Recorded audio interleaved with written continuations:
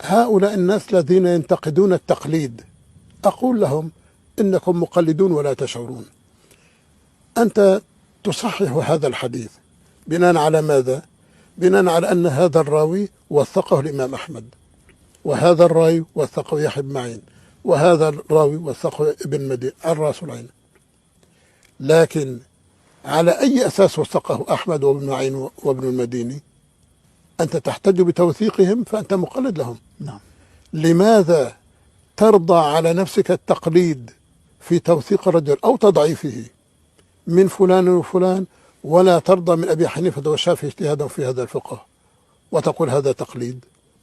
बिस्मिल्लाहिर्रहमानिर्रहीम। हज़रत शेख अव्वामा हफ़िज़हुल्लाह ताला ने जो कुछ फरमाया है उसका तर्जुमा समाअत कर लीजिए। हज़रत फरमाते हैं, वो लोग जो तक़लीद को तनक़ीद का निशाना बनाते हैं, मैं उनसे कहा करता हूँ, मुक़ल्लिद तो तुम भी हो लेकिन तुम्हें इसका पता नहीं है।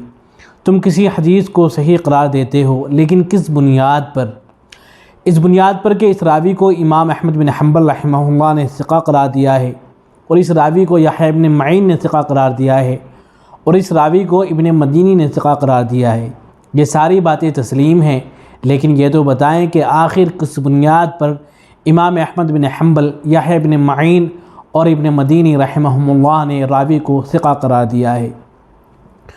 तुम किसी रावी को सिक़ा करार देने में इन मुहद्दिसीन के मुहताज हो तो तुम इनके मुक़ल्लिद हो।